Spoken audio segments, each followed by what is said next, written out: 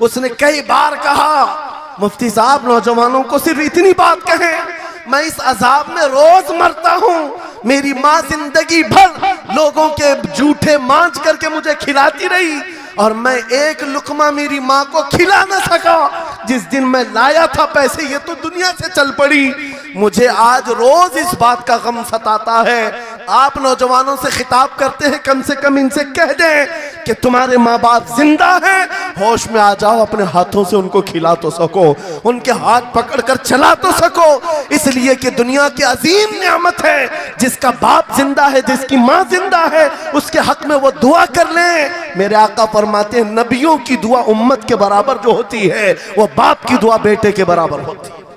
आज घर घर के अंदर जो एक बहुत बड़ी बला आई हुई है, हर तीसरा चौथा घर ये शिकायत लेकर के आता है, बेटा हाथ से निकल गया, बेटी हाथ से निकल गई।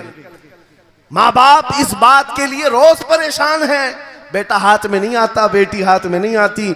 जहां ये जवान हुए, 10वीं पास किया, ये मुंह दिखाते हैं हमको, आंख फिराते हैं हमको। फरमाबरदार बच्चों की कमी बहुत कम हो गई। गलती इन बच्चों की नहीं, उन माँ बाप की भी है। तुमने इनकी तरबियत तो खिलौनों से की है। इनकी तरबियत में तो तुम चाहते थे कि हर संडे इनको पिकनिक पर ले जाएं, बच्चा खुश हो जाएगा, इनको घुमाएंगे फिराएंगे, जो बच्चा मांगेगा सब ला कर देंगे। अरे ये 14 साल का नहीं हुआ, हाथ में मोबाइल भी पकड़ा दिया, सब कुछ कर दिया बच्चे के लिए। और अब बाप ये सोचता है ये 16 साल का हो जाए तो मेरी बात मानना चाहिए। एक बात याद रखो, जमीन में अदरक बो करके गन्ना आने की उम्मीद मत रखना। बेशक बेशक, जो बोते हो वही फसल आती है। मेरे नबी ने फरमाया, अल्लिमु औलादकुम सलासा खिसालिन, हुब्ब नबीकुम व हुब्ब अहली बैतिही व तिलावतल कुरानिल करीम। मेरे आका की हदीस है, हुजूर फरमाते हैं, अपनी औलाद को सबसे पहले 3 बातें सिखाओ। 3 बातें सिखाओ। क्या है? नंबर 1, अपने नबी की मोहब्बत सिखाओ। बेशक, सुभान अल्लाह। क्या होगा इससे?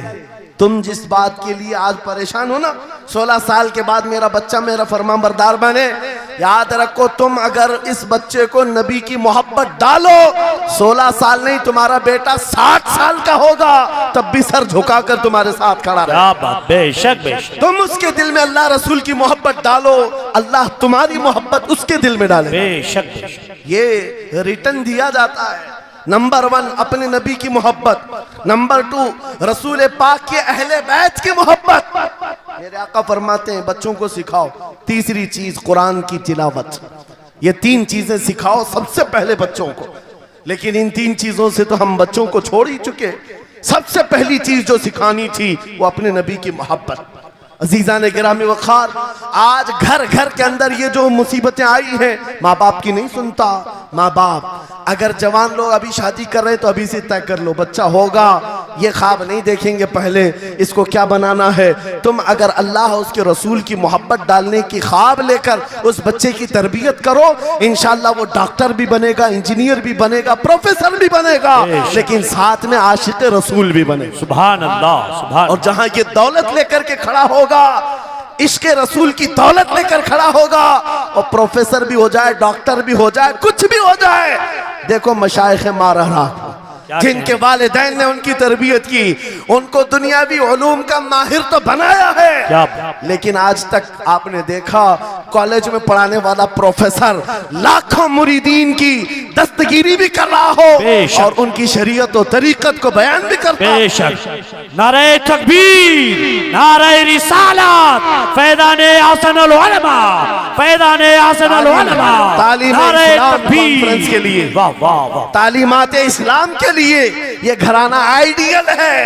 मैं मुबालगा आराई नहीं कर रहा हूं, मुबालगा आराई नहीं कर रहा हूं। जहां पर एक बेटे को बाप ने वक्त का एक बड़ा प्रोफेसर बनाया तुम्हारे इसी शहर का, दूसरा बेटा अगर इनकम टैक्स का चीफ बन चुका हो, क्या बात, तीसरा अगर पुलिस की डिपार्टमेंट में डीआईजी या बड़े ओहदे पर पहुंचा हो, लेकिन हमने हर एक को देखा, चाहे ये दुनिया के किसी मकाम पर जाएं, जब ये अपने असलाफ की बारगाह में आते हैं तो सर झुकाए हुए शरीयत के तरीकत के संगम नजर आते। क्या बात, बेशक बेशक क्यों? इसलिए कि इनकी तरबियत सिर्फ और सिर्फ ट्यूशन के बहाने नहीं छोड़ दी गई थी, क्या कहने। लोगों की गोद में डालकर। जैसे आज लोगों को लगता है बच्चे को पढ़ाने के लिए महंगी स्कूल दे दो, अच्छी से अच्छी स्कूल, और बच्चा आए तो शाम में ट्यूशन के लिए किसी टीचर या प्रोफेसर को दे दो।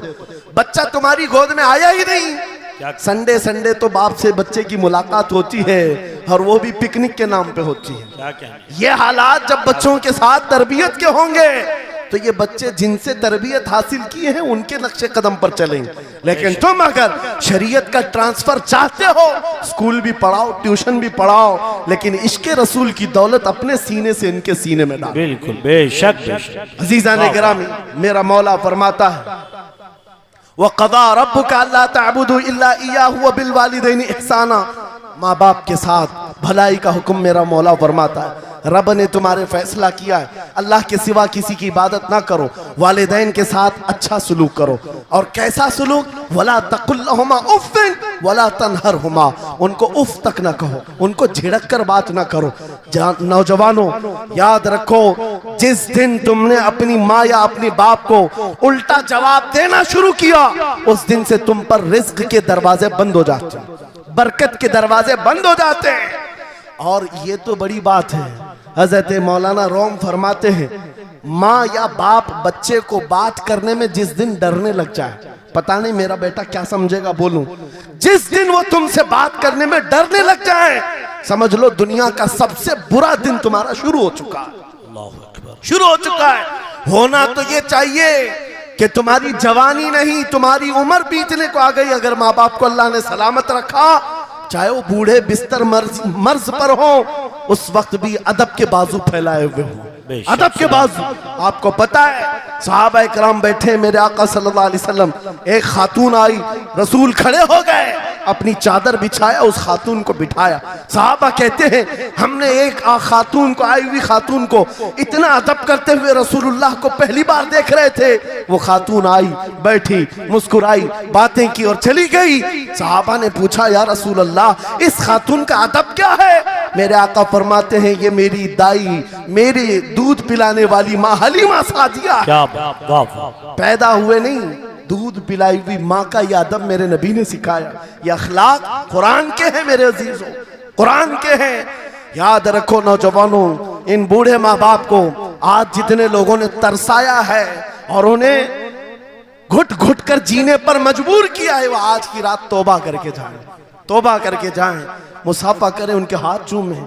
ये तुमसे क्या तमन्ना रखते हैं? बस इतनी कि तुम अपने पैरों पे खड़े हो जाओ, ढंग का कमाना सीख जाओ। नौजवान को इनका डांटना बुरा लगने लगता है, माँ बार बार चिल्लाती है, बाप बार बार डांटता है, घर छोड़कर भाग गया, फिर उसके बाद याद रखो अल्लाह ताला ऐसे जूतों पर तुम्हें डाल देता है जो तुम्हारी हैसियत के भी नहीं होते, कमतर लोग तुम्हें हाँकते रहते हैं। इससे बेहतर है हमें पैदा की हुई माँ, हमें दूध पिलाई हुई माँ अगर डांटती है, कोसती है, मारती है, ये नेमत है।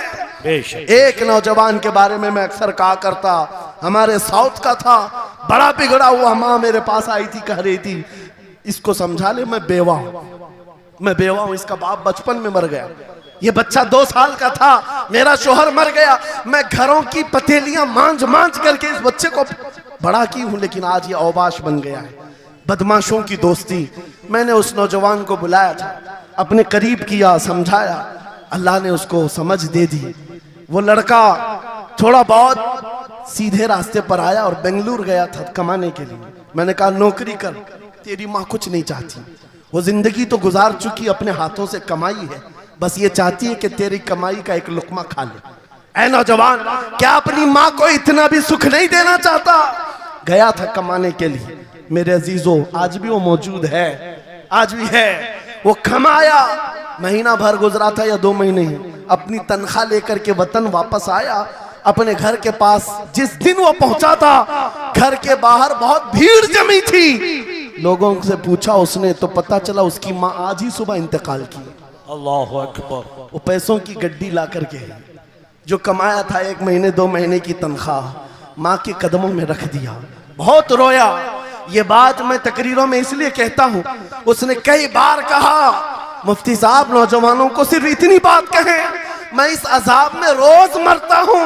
मेरी माँ जिंदगी भर लोगों के जूठे मांझ करके मुझे खिलाती रही और मैं एक लुकमा मेरी माँ को खिला ना सका। जिस दिन मैं लाया था पैसे, ये तो दुनिया से चल पड़ी। मुझे आज रोज इस बात का गम सताता है। आप नौजवानों से खिताब करते हैं, कम से कम इनसे कह दें कि तुम्हारे माँ बाप जिंदा हैं, होश में आ जाओ, अपने हाथों से उनको खिला तो सको, उनके हाथ पकड़कर चला तो सको। इसलिए कि दुनिया की अजीम नियामत है, जिसका बाप जिंदा है, जिसकी माँ जिंदा है, उसके हक में वो दुआ कर लें। मेरे आका फरमाते हैं, नबियों की दुआ उम्मत के बराबर जो होती है, वो बाप की दुआ बेटे के बराबर होती है।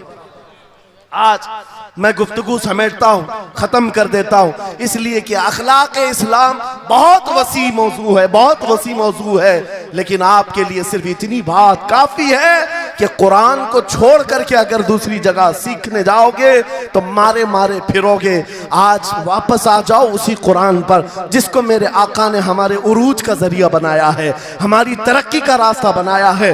जानते हो, जब दुनिया के पास पार्लियामेंट नहीं थी, चलाने के लिए उसूल नहीं थे, पूरी दुनिया को कुरान ने उसूल बताए हैं, कानून बताए हैं। इस एक कुरान से फ़िक़्ह हनफी मिला, फ़िक़्ह शाफ़ई मिला, फ़िक़्ह हम्बली मिला, फ़िक़्ह मालिकी मिला। ये तो 4 मैंने नमूने बताए, 1 2 नहीं 18 फ़िक़्ह की तदवीना पूरी दुनिया में मौजूद है। इस कुरान पर लिखी जाने वाली तफसीरों की तादाद पूरी दुनिया की किताबों से सबसे ज्यादा है। 700 तफसीरों के नाम मेरे पास मौजूद हैं। हर तरह से अलग अलग तफसीर की गई है, दुनिया की मुख्तलिफ जुबानों में इसके तर्जुमे किए गए। वो एक कुरान ऐसा है जो आज भी बबांगे दुहल पूरी दुनिया को चैलेंज कर रहा है। अगर तुम अल्लाह की बात को झूठा मानते हो, कुरान की तरह एक आयत ला करके बता दो, एक सूरत ला करके बना दो। आज दुनिया तरक्की बहुत कर चुकी होगी, टेक्नोलॉजी पर ये पाबंदे सलासिल कर चुकी और चांद पर कमंदे डाल चुकी, सूरज की शुआओं को कैद करके करंट बना दिया हो, सयाल मादे से दुनिया ने केमिकल बना दिया, सब बना दिया। लेकिन एक बात तय है, पूरे इंसान मिल जाएं, पूरे जिन्नात मिल जाएं, मेरा मौला फरमाता फिर भी वो कुरान के मिसल नहीं ला सकते। बेशक बेशक, कुरान के मिसल नहीं ला सकते।